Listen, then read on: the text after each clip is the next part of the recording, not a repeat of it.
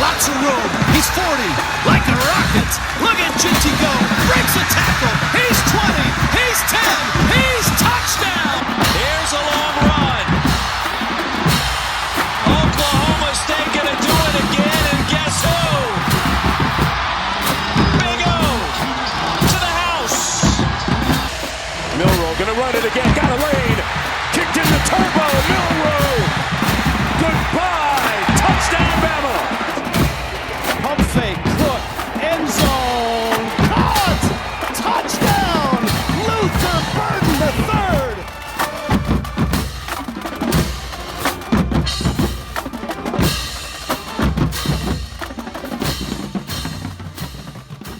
This is the CFF Site's Week 7 College Fantasy Football Show. My name is Joe DeSalvo, the voice of the CFF Site.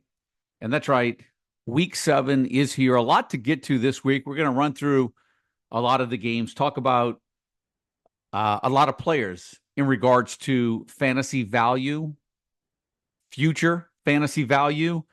And then we're going to tackle a few things like let's talk trade. You know, what should you be thinking right now? What should you be looking for when considering trades? We've got some questions on the Discord, and we get them always this time of the year or even throughout the year. What about rest of the season rankings?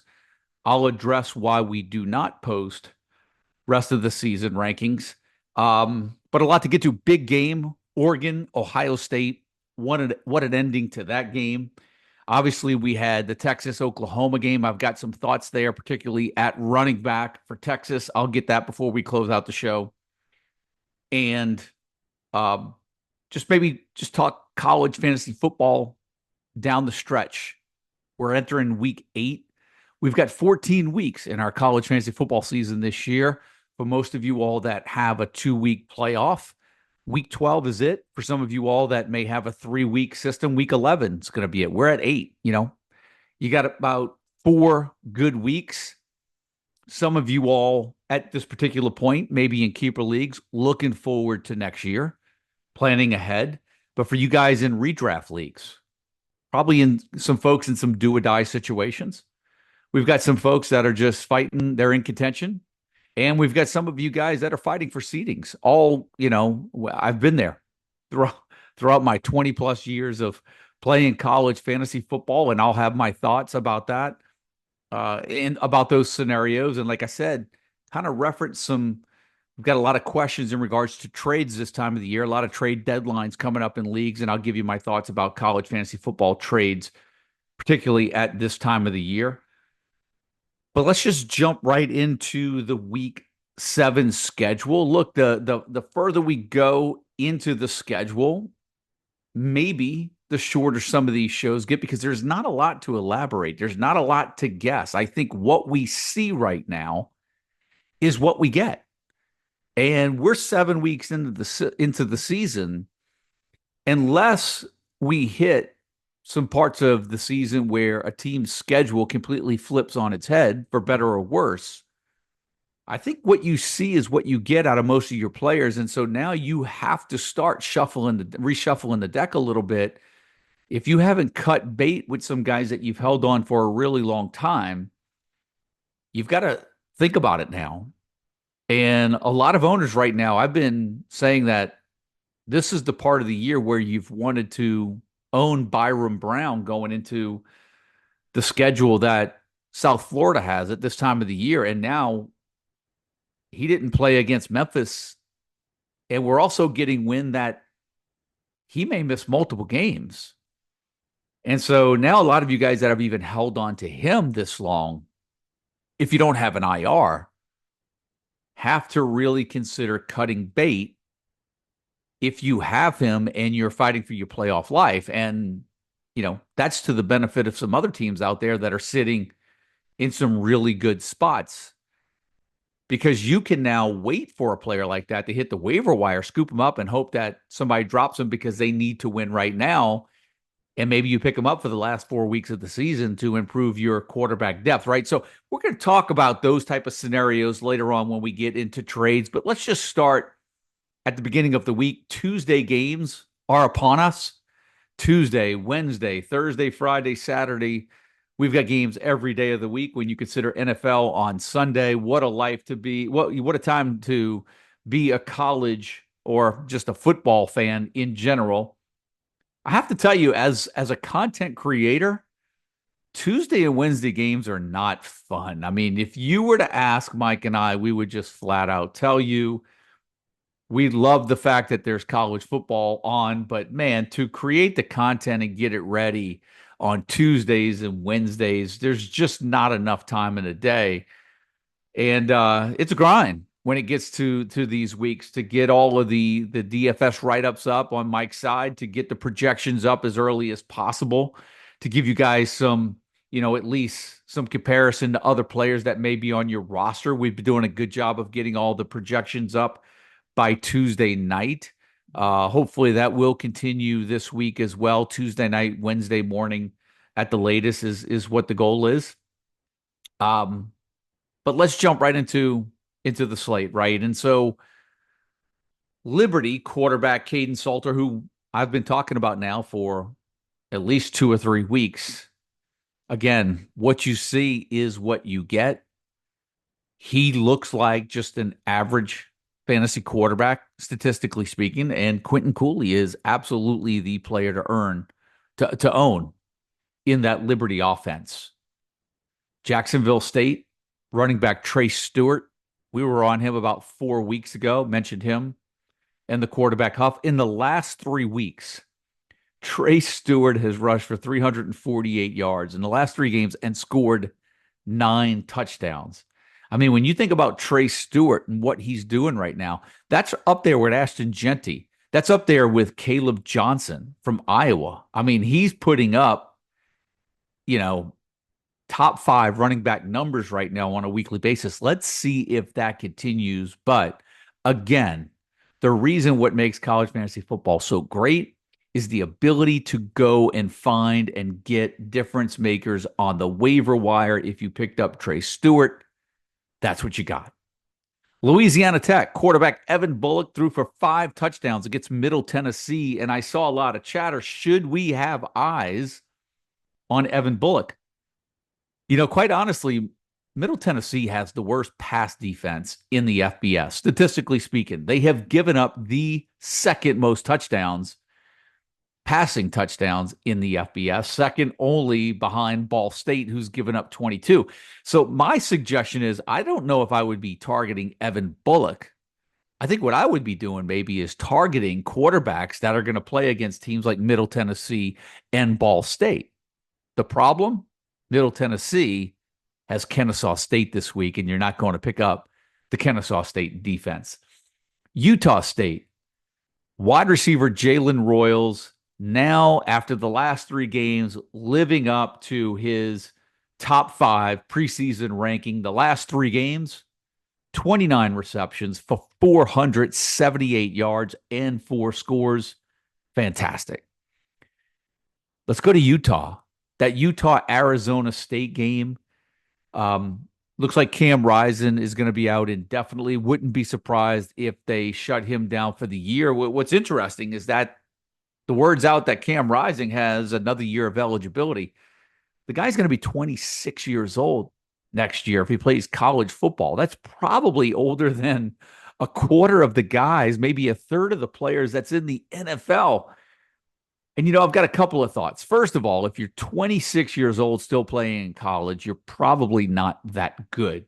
Now, he's probably good enough to play on a college program, but I'm just not sure that Cam Rising is going to be on a major Power 5 football team next year if he's not at Utah. I don't think he's going to quarterback Utah. I could be wrong on this.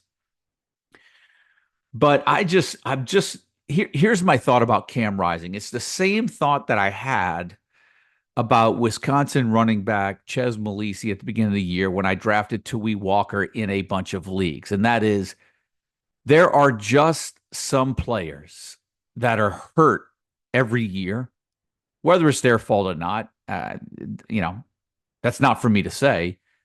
But there are just some guys that their body just never quite recovers. Ches Malisi was one. Cam Rising, as we learned last year, is just another. And there's just some things you have to look at when you're talking injuries. I mean, now it's his leg, it was his hand, it was his leg. When it comes to running backs, there are just certain things I look for, like running backs that suffer shoulder injuries. I always feel like those shoulder injuries always come back. If a running back suffers a bad shoulder injury, I do not like to hold and invest much in him because I feel like sometimes those type of things are recurring. I say this all the time. When it comes to injuries, the best injury you can have, or the best injury one of your players can have in college fantasy football, is a concussion. Now, health wise, it's the worst one that could have. But the good thing about when a player suffers a concussion, if they're good to go, they're 100% good to go. And if they're not, they're usually announced out before the game most of the time because you know that they're in concussion protocol. You don't have a chance of risking a guy playing on a bum ankle, a bum knee with a bum hand and playing at 75, 80%. I mean, Trey Harris hasn't finished a game in a couple of weeks. Look what Cam Rison's doing right now. But if a player's good at following a concussion, you know that they are 100% full go, and there's nothing wrong with any other body part, most likely. And so the concussion one is the one that's really kind of clear cut. The other injuries are really tough. And I saw somebody mention this in the Discord about auto sub leagues and having those features. Here's what I would tell you. I know that college fantasy football injuries are frustrating, and I know the lack of reporting on injuries is frustrating in college football. But some of you guys that, know what I'm talking about. I've been playing college fantasy football for over 20 years.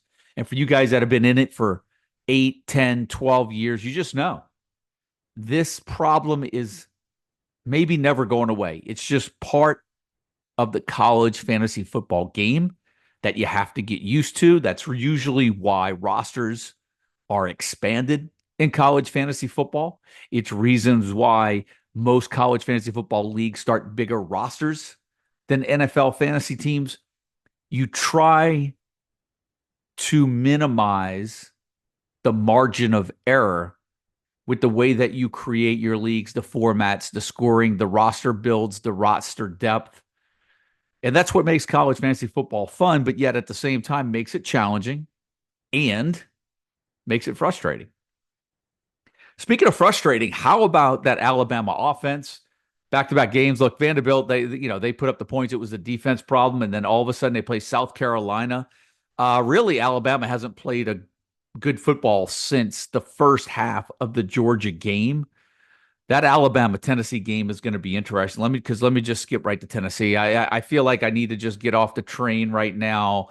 I feel like I've kind of voiced my concerns about Nico for a couple of weeks now. It just doesn't seem like to me that he's really making his reads fast enough in that Josh Heupel offense. I do not think it's the receivers. I do not think it's really that much the offensive line. I think it is Nico's ability to read the defense and go through his progressions quickly and not finding the guys in that Josh Heupel system downfield. Because if it was the running game, if it was the offensive line, and look, I know there's sometimes a difference between running and pass blocking, but Dylan Sampson's tearing it up. I can only, I sit there and I see Nico hold the ball sometimes, and then he, takes a sack or under pressure and he throws a great ball. He's got great mechanics, and I have no doubt that he's going to be a really good quarterback. I just do think that we're 1 year too early on Nico. I think next year is going to be his year. But that matchup against Tennessee, that Tennessee-Alabama matchup is going to be really interesting just because Alabama is struggling. It's the reason why I give Tennessee a shot. I really don't like the way Tennessee looks at all. I know they beat Oklahoma. I have not been impressed with Oklahoma at all. I can see Alabama going in there, pulling it together and getting, a good win. But you know what? Anything could happen. Alabama has looked a little messy. Should be a good game this week. We'll see how that one plays out. I mentioned the situation with Byron Brown already. South Florida talks about, he missed the game against Memphis, injury. How long is he going to be shelved for?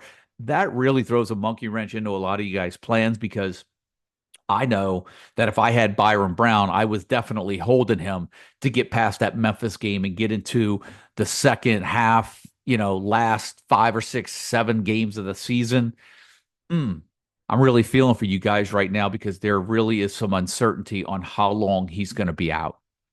San Diego State running back Marquez Cooper. Let's just talk about him for a second. Last 3 games, he's averaged 27.7 rush attempts per game. I love a guy that's going to tote the rock a lot. Give me a guy like that all day over someone that's just going to give me 10 to 12 touches a game that has a chance to break off a big play. I like the high volume guys, 3 straight games of 100 plus yards. 27.7 rush attempts per game in the last 3. I like the volume that Marquez Cooper is getting. Sticking in the MAC conference, or in the MAC, I'm sorry, the Mountain West Conference. San Jose State. Emmett Brown throws for 3+ touchdowns in 3 of the first 4 games of the year, and I think he had 2 touchdowns in the game that he didn't throw 3. And all of a sudden now he's rotating with Walker Egat. And I know that Emmett Brown was a big waiver wire pickup for a lot of you guys a few weeks ago. And all of a sudden now that pick is in flux. And again, things happen without warning. And, I'd say it again. That's college fantasy football. It's going to happen every year somewhere. Right now, it's the quarterback situation at San Jose State. What about the running back situation at Western Michigan, where Jaden Nixon was absolutely tearing it up in Jalen Buckley's absence? Then we get a rainy game this past week against Akron. The running back struggled. The running game struggled a little bit. Jaden Nixon runs for 100 yards. He only received half the carries that Jalen Buckley did.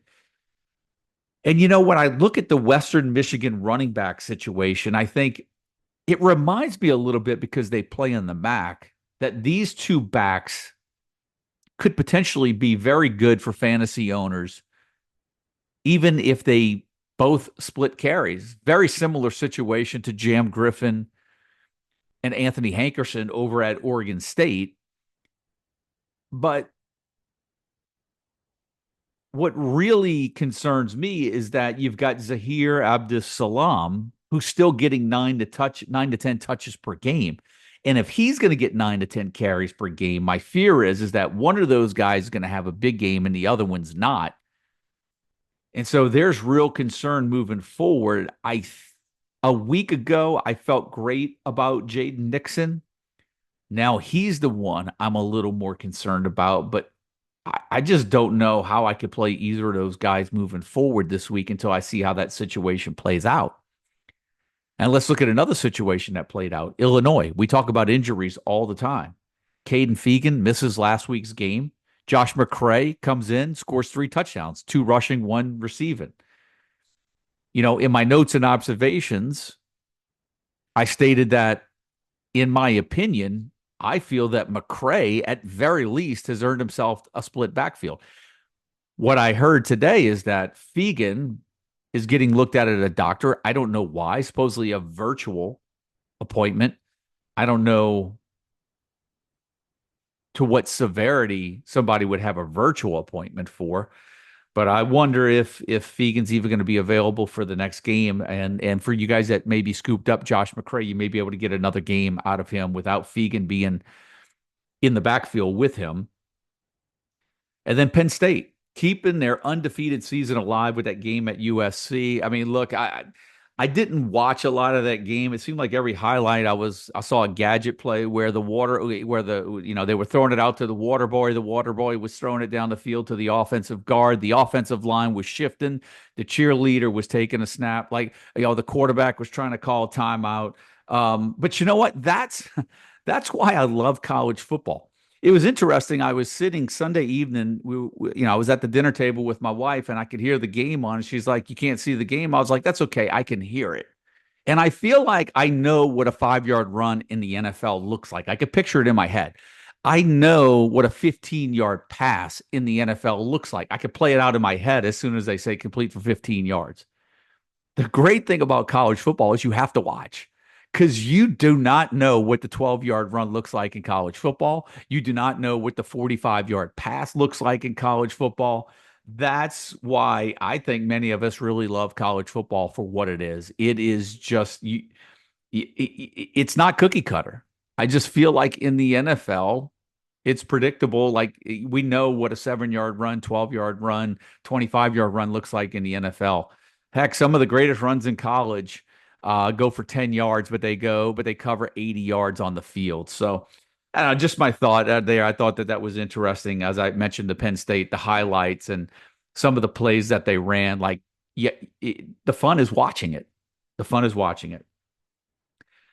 Let's talk about BYU because now that we're 7 weeks into the season, I didn't think we'd be talking about possibly BYU being the best team in the Big 12, but here we are. And LJ Martin came back last week and scored 2 touchdowns. He might be floating out there on the waiver wire. Give it a look if he is. BYU is holding their own in the Big 12 and is going to make a legitimate run for that conference championship. Let's go to Georgia, where Colby Young, obviously issues. He's not going to be with the team. I feel like Colby Young, not on the not involved, has really kind of upped the stock a little bit of Arian Smith and Dylan Bell. Both of those guys had a really good game this past week. Let's see if that continues moving forward. Big matchup this week, Georgia versus Texas. Ole Miss loses at LSU. And look, I mean, we're going to talk about Ole Miss and Colorado next. Those guys were just kind of, they're hit by injuries right now. Ole Miss, Trey Harris again couldn't finish the game. Henry Parrish could not finish the game. I do think the Ole Miss we watched in the beginning of the year was a product of them playing a really weak non-conference schedule. I do not think Ole Miss is as good as we thought that they were. I don't think that they have a chance to run the table and get into the playoffs. I think they have at least another loss or two in them. LSU, I would have not have thought watching LSU lose against USC that would be their only loss up until now, but they're finding a way to get it done. And then I mentioned Colorado. Starting to get a jump start on projections this week, and I think Colorado's got 4 receivers that are questionable going into this week. Mike and I had a conversation earlier. We were talking about this, and we were talking about, Shedeur Sanders. And just because Colorado cannot run the ball, there's just a part of me that believes, I don't know who Colorado's going to run out there, because at least 1 or 2 guys are going to have, if those 4 guys that are questionable do not play, Colorado is going to have to run out 1 and possibly 2 guys this year that have never even received a target this year. But I'd still be willing to bet that Shedeur Sanders throws for 300 yards this week. That's a prediction. That's my hot take this week. Even if without the 4 receivers that are questionable right now, I think Sanders could still throw for 300 yards. Oregon, Ohio State. What a game. All the guys that you would expect came through.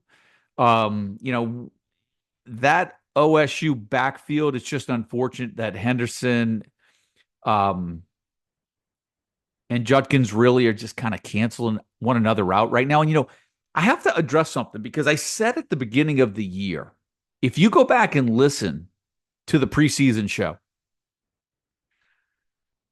I was concerned about Ohio State losing some receivers in the transfer portal this year, because historically, Chip Kelly's offenses really only feature 1 receiver. Historically, that's all they have. And so I didn't think there would be enough balls to go around for Egbuka and Smith to make 2 players very good fantasy options. However, Chip Kelly's offenses always have had, most of them, a really good tight end. That's good for fantasy. What we've basically seen is that Jeremiah Smith and Egbuka are pretty much the wide receiver type.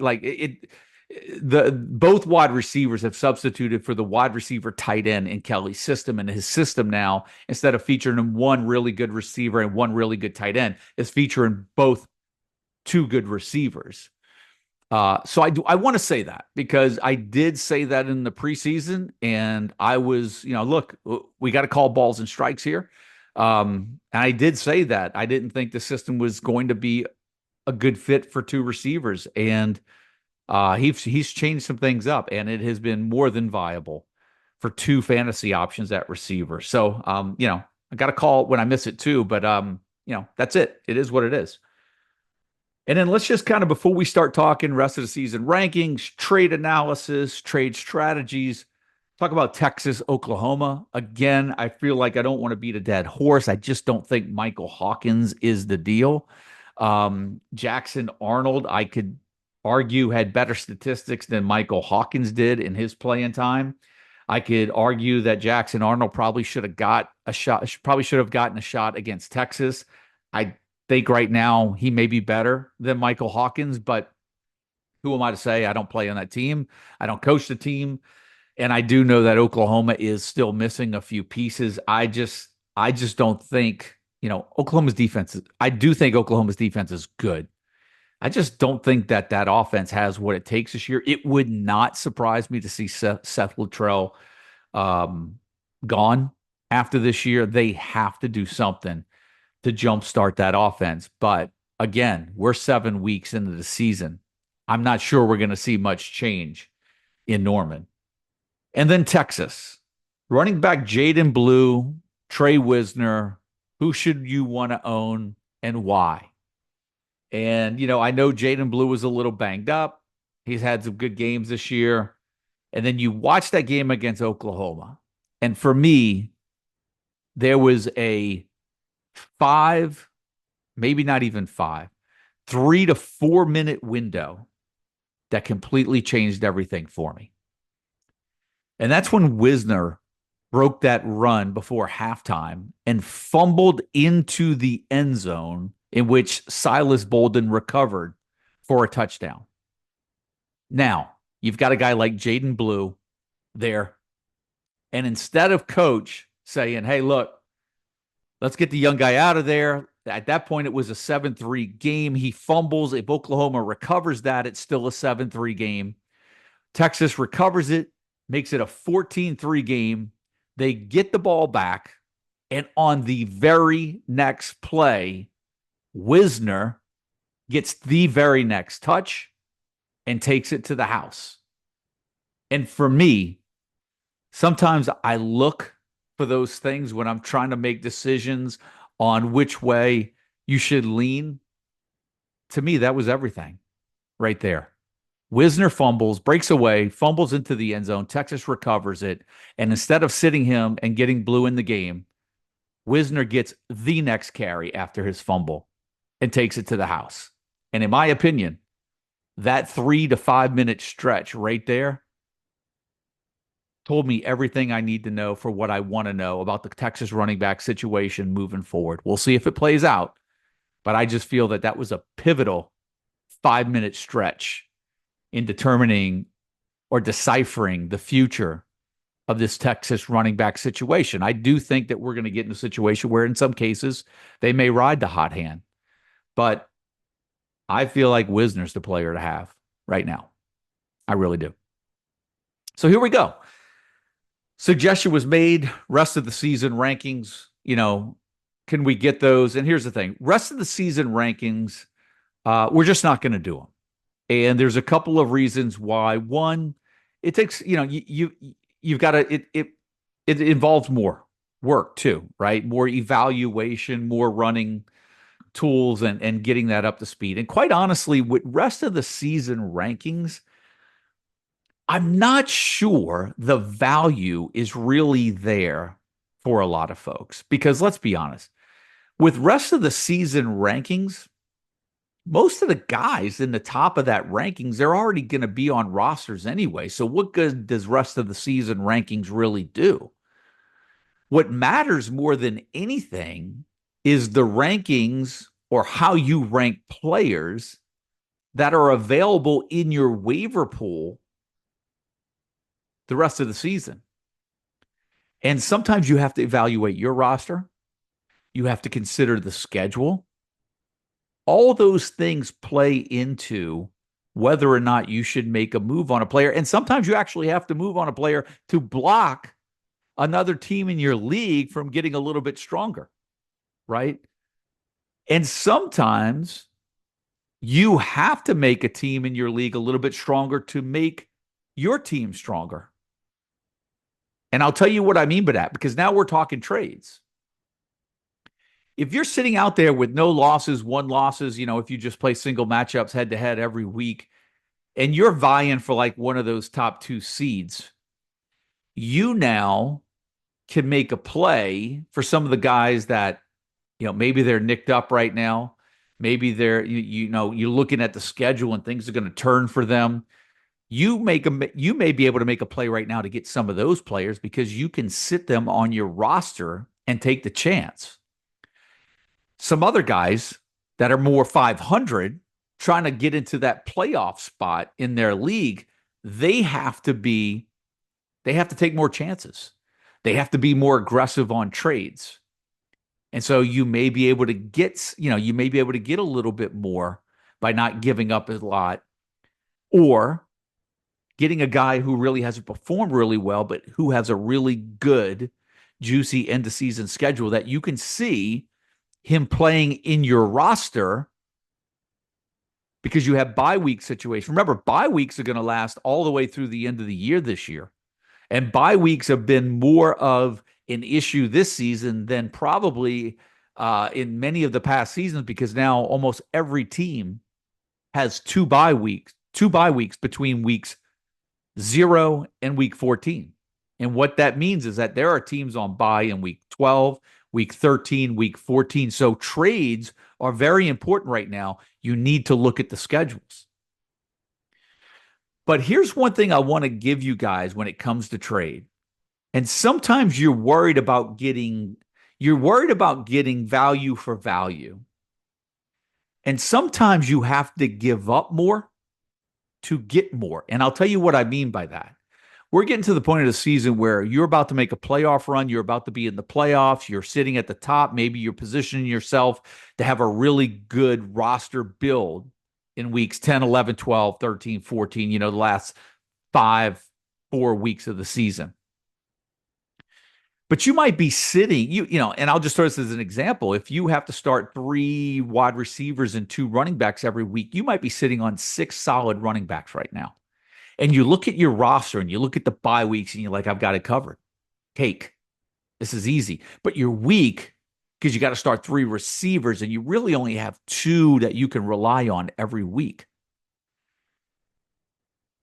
You may not be able to get a receiver that's as good as the running back that you're going to trade, but sometimes you have to give up a little bit more to make your roster better, because what good is having 6 running backs on your roster come week 10 if only 3 or 4 are going to play between weeks 10 and 14?